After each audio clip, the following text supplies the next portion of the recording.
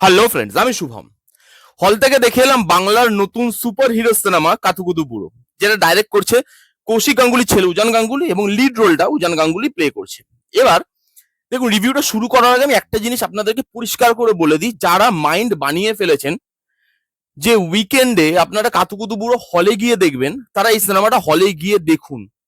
Review শুনে mind change করবেন না।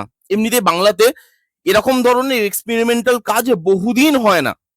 সুপার হিরো সিনেমা, সেটার এভাবে ট্রিটমেন্ট, এই সিনেমাগুলোকে সাপোর্ট করাটা খুব দরকার। দেখুন, সিনেমা বাজে হয়েছে ভালো হয়েছে সেটা নিয়ে আমি রিভিউতে কথা বলবো, কিন্তু একটা জিনিস অ্যাটেম্প্ট তো করতে হবে, তারপরে তো সেটার ভালো খারাপের বিচার করব। অ্যাটেম্প্টই হয় না, নাহলে আমাদেরকে সিরিয়াল আর না গোয়েন্দা সিনেমা দেখতে হবে যদি আমরা এগুলোকে সাপোর্ট না করি।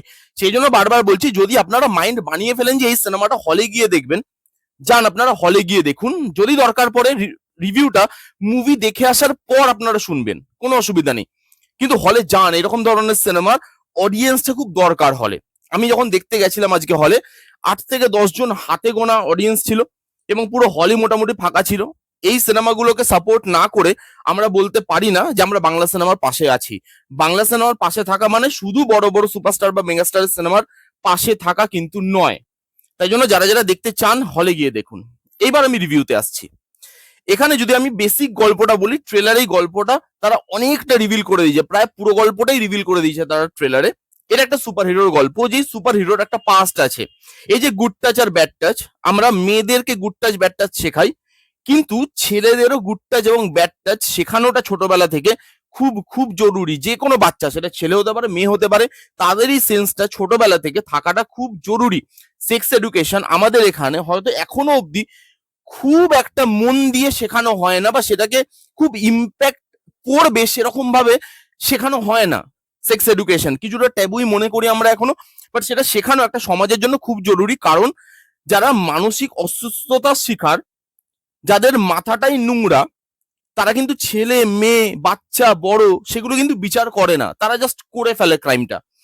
তো এরকম একটা সুপার হিরোর গল্প, যার ছোটবেলাটা খুব খারাপ একটা জায়গায় কেটেছে, যেখানে তাকে সমানে সেক্সুয়ালি অ্যাবিউজ হতে হয়েছে, তাকে বারবার ব্যাড টাচ দেওয়া হয়েছে, এবং সেই জিনিসটা পরিবারকে বলা সত্ত্বেও পরিবার সেই জিনিসটাকে ধামাচাপা দিয়ে দিয়েছে এবং তারই দোষ, সেটাই তাকে বোঝানো হয়েছে। তার ছোটবেলাটা কাটে, মানে সুপার হিরোর ছোটবেলাটা কাটে একটা ছোট্ট টয় নিয়ে বা একটা ছোট্ট পুতুল নিয়ে, সুপার হিরোর পুতুল। এবার বড় হতে হতে সে নিজেকে ওই ছোট্ট সুপার হিরোর পুতুলটা মনে করতে থাকে যে আমি নিজেই সুপার হিরো, আমাকে লড়তে হবে। এবং সে লড়া শুরু করে কিভাবে, সেই শয়তানগুলোর সাথে লড়ছে, তার ছোটবেলার যে ব্যাড মেমোরি সেটার সাথে লড়ছে, কিভাবে ওভারকাম করছে, আদৌ ওভারকাম করতে পারছে কিনা, এবং হিরোইনের, আমাদের হিরোর লাইফে কি রোল, এটা নিয়েই 2 ঘন্টার এই সিনেমাটা। এবার যদি এর পজিটিভ দিকগুলো নিয়ে কথা বলি, দেখুন বেশ কিছু পজিটিভ দিক আছে যেগুলো না বললে হয়তো ভুল করা হবে। প্রথমত, এখানে যে গল্পটা, সেই গল্পটা কিন্তু ভালো একটা গল্প ছিল। সেই গল্পটা খুব যে কমন বা খুব যে সিম্পল গল্প তা কিন্তু নয়। গল্পটা চেনা হতে পারে।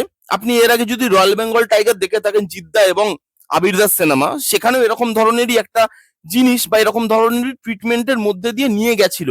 কি বলছে আমি তো রিভিল করতে পারবো না, প্রথমে দেখে এসে একদম ফার্স্ট ডেতে রিভিউতে রিভিল তো করতে পারবো না, মজাটা নষ্ট হয়ে যাবে। কিন্তু সেই সিনেমাটার ট্রিটমেন্টটা বা টাচটা, সেই সিনেমাটা যেভাবে চলে, আবির দা এবং জিদ্দার কেমিস্ট্রিটা যেরকম ছিল সেরকমই কিছু এখানে করা হয়েছে। তো অচেনা গল্প নয়, কিন্তু এরকমও গল্প যে সচরাচর আমাদের এখানে হয় বা বারবার হয়েছে তাও কিন্তু নয়। গল্পটা বা বেসিক গল্পটা ভালো, খারাপ না। এই যে social issue, good touch bad touch নিয়ে যে সোশ্যাল ইস্যুটাকে দেওয়া হয়েছে, সেই সোশ্যাল ইস্যুটা প্রত্যেকের জানা উচিত। বাচ্চাদের নিয়ে গিয়ে দেখান সিনেমাটা।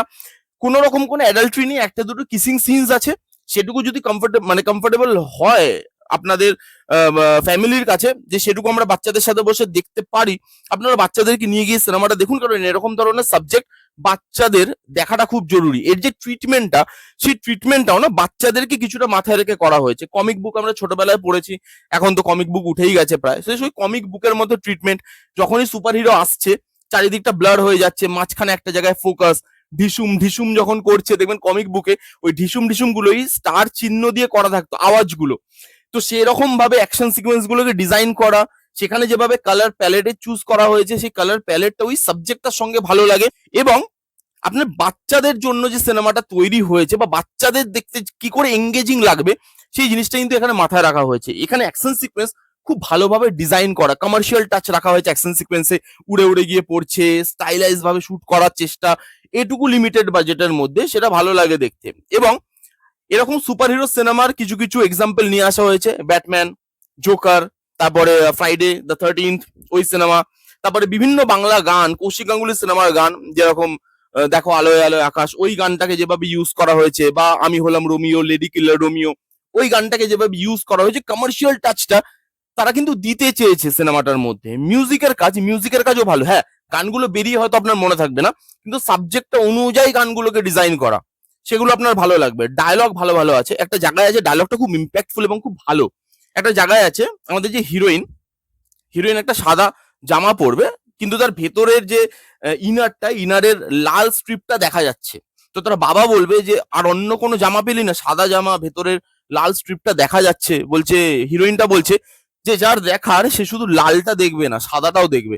এই যে ডায়লগগুলো, সেই ডায়লগগুলো ইম্প্যাক্ট ফেলতে পারে, ভালো লাগে, খারাপ লাগবে না আপনার। এবং এখানে পারফরমেন্স খুবই সুন্দর। দেখুন উজান গাঙ্গুলিকে দেখে যেটুকু আমার মনে হলো, এর আগে উজান গাঙ্গুলি যেই ধরনের সিনেমা করেছে সেই সিনেমার থেকে এখানে তার পারফরমেন্সটা কিছুটা আলাদা। এখানে না সে নিজেকে একটু কমার্শিয়াল মোডকে প্রেজেন্ট করতে চেয়েছে, এবং যখন অ্যাকশন করছে, ওরকম ডায়লগ ডেলিভারি দিচ্ছে, হিরোইক মোমেন্ট সে নিজের জন্য ডিজাইন করেছে, তখন কিন্তু খারাপ লাগছে না। মানে কমার্শিয়াল হিরো হিসাবেও আমরা কিন্তু তাকে দেখতে পারি। আমি তাকে দেখতে খুব একটা যে অস্বস্তি বোধ করব কোনো কমার্শিয়াল সিনেমাতে, সেটা আমার দেখে কিন্তু মনে হলো না। যে একটা রমকম বা একটা এরকম অ্যাকশন ওয়ালা সিনেমা, সেখানে উজান গাঙ্গুলির কাস্ট, সেই কাস্টটা ফ্রেশ হবে, খারাপ লাগবে না। এখানে যে হিরোইন তার সঙ্গে উজান গাঙ্গুলির যে পেয়ার, যে কেমিস্ট্রি, ওটা ফ্রেশ লাগে, যেহেতু নতুন পেয়ারটা আমাদেরকে বেশ রিফ্রেশিং করে, সেই জিনিসটা ভালো। বাকি আদার কাস্টে যারা যারা ছিল তারাও বেশ ভালো।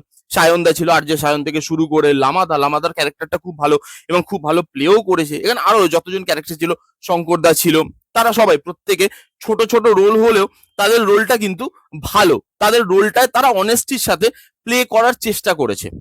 এই ছিল মোটামুটি পজিটিভ দিক। এবার যদি নেগেটিভ দিকে আসি, দেখুন প্রথমেই যে জিনিসটা নিয়ে আমি কথা বলবো, আমাদের বাংলা সিনেমার যখন আমি রিভিউ করতে বসি, এরকম অনেক সময় হয়েছে যে একটা নেগেটিভ দিকের জন্য অনেক বাংলা সিনেমা মুখ থুবড়ে পড়েছে। এই সিনেমাটারও সেটাই প্রবলেম, সেটা হচ্ছে রাইটিং। একটা সুপার হিরো সিনেমা যখনই আমি দেখি, হলিউডের যখনই সুপার হিরো সিনেমা দেখি, হাই অকটেন অ্যাকশন থাকে, উড়ে উড়ে মারছে, স্টাইলাইজ ভাবে শুট করা, larger than life look and feel, সব ঠিক আছে। কিন্তু আমার জন্য যেটা ইম্পর্টেন্ট, আমি জানি না সবার জন্য এটা কিনা, আমার জন্য ইম্পর্টেন্ট সেটা হচ্ছে একটা সুপার হিরো হয়ে উঠছে কিভাবে। হিরো থেকে বা একটা সাধারণ মানুষ থেকে তার যে সুপার হিরো হয়ে ওঠার জার্নি, সেটা আমার কাছে খুব ইম্পর্টেন্ট। এখানে ওই জার্নিটাকে দেখানোই যায়নি। যখন একটা সুপার হিরো সিনেমা শুরু হয় বা কোনো একটা সুপার হিরোর অরিজিন দেখানো হয়, দেখবেন সেটা না সবসময় সুপার হিরোইক সিনেমা হিসাবে শুরু হয় না, সেটা কিন্তু সাধারণ সাধারণ মানুষের গল্প হিসাবে শুরু হয়। তারপর আস্তে আস্তে তার জার্নিটা বা তার তার আশেপাশের যে জায়গা, তার আশেপাশের মানুষজন, সমাজে বয়ে চলা দুর্নীতি, সেখানে যেভাবে জিনিসপত্র চলে, সেটা তাকে সুপার হিরো হতে বাধ্য করে। কিন্তু যে সুপার হিরো হচ্ছে সে কিন্তু সাধারণ মানুষ, তার যে ট্রানজিশনটা সেটা দেখানো খুব জরুরি। একটা সাধারণ ছেলে বা একজন হিরো যদি ধরি, সে সুপার হিরো কেন হয়ে উঠছে, কিভাবে হয়ে উঠছে, ওই জার্নিটার সঙ্গে কানেক্টেড ফিল করা যায় না। এবং দ্বিতীয়ত, সুপার হিরো সিনেমাতে আরেকটা যেই জিনিসটা আমার খুব ইম্পর্টেন্ট মনে হয়, ভিলেনের স্ট্রং হওয়াটা খুব ইম্পর্টেন্ট। ভিলেন যতক্ষণ না স্ট্রং হবে, আপনার সুপার হিরো কোনোদিনও সেই লেভেলটা রিচ করতে পারে না, যেই লেভেলটা বাকি famous superhero cinema reach করে এসছে। এখানে ভিলেন পাওয়ারফুল নয়, ভিলেন গুলো জাস্ট যাচ্ছে, ভিলেন গুলো মরার জন্যই সিনেমা সাইন করেছে, আসছে মরে যাচ্ছে, আসছে মরে যাচ্ছে, কোনো স্ট্রাগল নেই। সুপার হিরো যদি আপনি স্ট্রাগলই না দেখান, তাহলে আপনি বুঝবেন কি করে যে হ্যাঁ এই ছেলেটা ওই সুপার হিরোর যে জায়গাটা সেটা ডিজার্ভ করে। সেখানে আসেই না, মানে জিনিসটা ওই ফিলিংটাই আসে না। খুব ম্যাজিক্যাল। লাস্টে একটা কোর্ট রুমের একটা সিন থাকবে একদম ক্লাইম্যাক্সে, ওটাকে যেভাবে হুড়ুর হুড়ুর করে শেষ করে দেওয়া হয়, আমি বুঝতে পারলাম না কেন এত ম্যাজিক্যাল কেন। দেখুন সুপার হিরো সিনেমাতে ম্যাজিক্যাল জিনিসপত্র থাকবেই, একটু ইললজিক্যাল জিনিসপত্র হয়ে যায়, সেটা আমি মানছি, কিন্তু এতটা এতটা ইললজিক্যাল জিনিসপত্র কেন, যার জন্য আমি ইমোশনটার সঙ্গে কানেকশনই ফিল করতে পারবো না। এখানে যে পুলিশ অফিসারের ক্যারেক্টারটা ফার্স্ট হাফে, তার কোনো কাজই নেই, তার কোনো ইনভেস্টিগেশনই নেই। সায়নদা, সে কেন আছে এই সিনেমাতে? চূর্ণী গাঙ্গুলি এত ভালো পারফর্মার, নিজের ছেলে যখন লিখছে এরকম ধরনের একটা সিনেমা, তার মাকে কাস্ট করছে যিনি এত বড় পারফর্মার, এত সুন্দর পারফরমেন্স দিচ্ছে। আজও অর্ধাঙ্গিনীতে তার পারফরমেন্স প্রেজ হয়েছে। তা আমি তাকে ওরকম ধরনের একটা রোল কেন দেবো যেখানে তার করার কিচ্ছু নেই? এখানে কোনো মানে এই যে লিড পেয়ার, এটা ছাড়া কোনো ক্যারেক্টার ভালোভাবে স্ট্যাবলিশ নয়। যে ভিলেন, যে মেন, তার ক্যারেক্টারটাকে যে ভালোভাবে স্ট্যাবলিশ করবে তাও নয়। এখানে তার যে স্ট্রাগল, সুপার হিরোর যে স্ট্রাগল, সেটা দেখানো হচ্ছে না। খালি হিরো আর হিরোইনকে এখানে বিল্ড আপ দেওয়া হয়েছে। তবুও হিরোইনকেও এমন ভাবে বিল্ড আপ দেওয়া হয়েছে, মানে হিরোইনের কথাটাও না আপনার মনে হবে নিজের মধ্যে কন্ট্রাডিক্ট করছে। হিরোইন একটা টাইমে বলছে যেন তুমি এগুলো করো না, ছেড়ে দাও, আবার একটা টাইমে বলছে না করো, ঠিক আছে, এটাই তোমার লাস্ট কাজ, ঠিক আছে চলো করো। এমন এমন জায়গায় একটা লোকের পেটে গুলি লাগছে, সে উঠে দাঁড়িয়ে যাচ্ছে, কি করে? How can it be possible? এটা আপনি সিনেমাতে এভাবে কি করে দেখাতে পারেন? আমি জানি না। এত ম্যাজিক্যাল, ইমোশনটা কানেক্টই হয় না। এখানে যে কমেডি, কমেডি প্রচুর জায়গায় রাখার চেষ্টা করা হয়েছে। যে সুপার হিরোর একটা ক্যারেক্টার আছে, পুতুলটা, মডেলটা, আপনি সিনেমাটা দেখলে বুঝতে পারবেন। উনি ওই ক্যারেক্টারটা কমেডি করছে, চূর্ণী গাঙ্গুলি কমেডি করছে, কমেডিটা ল্যান্ডই করছে না, ফোর্সফুল বলে মনে হচ্ছে। উজান গাঙ্গুলিকে এক জায়গায় এসে ধরছে, সেই ধরাটা এত ইললজিক্যাল এবং এত চাইল্ডিশ, আপনার পুরো সিনেমা জুড়ে খবর পেল না। এখন যেহেতু ক্লাইম্যাক্সের দিকে হচ্ছে, এখন খবর পেয়ে গেল। খুব গল্পটা আতখাপ ছাড়া ভাবে লেখা, গল্পটা খুব মানে মনোযোগ দিয়ে লেখা তা নয়। একটা সুপার হিরোদের অরিজিনটাকে আমাকে দেখাতে হয়, এখানে অরিজিনটার কোনো বালাই নেই, জাস্ট হয়ে যাচ্ছে। পুলিশ অফিসার, সে কেস সলভ করতে পারছে না, 5টা 6টা খুন হয়ে যাচ্ছে শহরে, ওপর মহল থেকে কোনো চাপ আসছে না তার কাছে, সে একাই সবকিছু। এদিকে সে ইনভেস্টিগেটও করছে না। ব্যাক স্টোরিটা এমন ক্লিশে ভাবে দেখায়, আমি কানেকশন ফিলই করতে পারিনি, আমি কেন জানি না। ইমোশন কানেক্টেড ফিল করে একটা সুপার হিরো সিনেমাতে আপনি ইমোশনালি কানেক্টেড ফিল করাটা খুব জরুরি। আপনি সেখানে কানেকশন ফিল করতে পারছেন না, কমেডি ওয়ার্ক করছে না। বাকি যে ক্যারেক্টার গুলোকে নিয়েছে, এই দুটো ক্যারেক্টার ছাড়া বাকি ক্যারেক্টার গুলো স্ট্যাবলিশড নয়। রাহুলদার ক্যারেক্টারটা কত সুন্দরভাবে সে প্লে করেছে, আরো কত ভালো জায়গা দেওয়া যেত, কত ভালো মুভমেন্ট দেওয়া যেত। কোনো হাই মুভমেন্ট নেই, কোনো হাই পয়েন্ট লো পয়েন্ট কিচ্ছু নেই। সিনেমাটা এক ধারায় চলছে, টুইস্ট অ্যান্ড টার্নস অনেক আগে থেকে রিভিল হয়ে যায়। গল্প আপনি ট্রেলারে রিভিল করে দিয়েছেন। তাহলে আমি সিনেমাটা 2 ঘন্টা দেখবো কিসের বেসিসে দেখবো? আমি সুপার হিরো সিনেমা দেখতে গেছি, বাংলায় এরকম এক্সপেরিমেন্টাল কাজ হয় না, তারা ট্রাই করেছে, তার জন্য তাদেরকে থ্যাংক ইউ, কুর্নিশ। কিন্তু তারা ঠিকভাবে জিনিসটাকে ডেলিভার করতে পারেনি, অনেক খামতি থেকে গেছে এই সিনেমাটার মধ্যে। আপনারা যখন দেখবেন আপনারা বুঝতে পারবেন।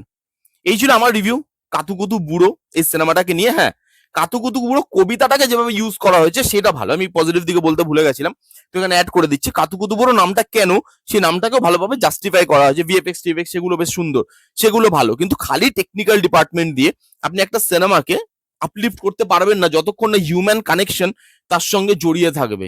এখানে হিউম্যান কানেকশনটাই মিসিং। এই ছিল মোটামুটি পজিটিভ দিক। নেগেটিভ দিক কারা কারা দেখেছেন সিনেমাটা কমেন্ট করে জানান।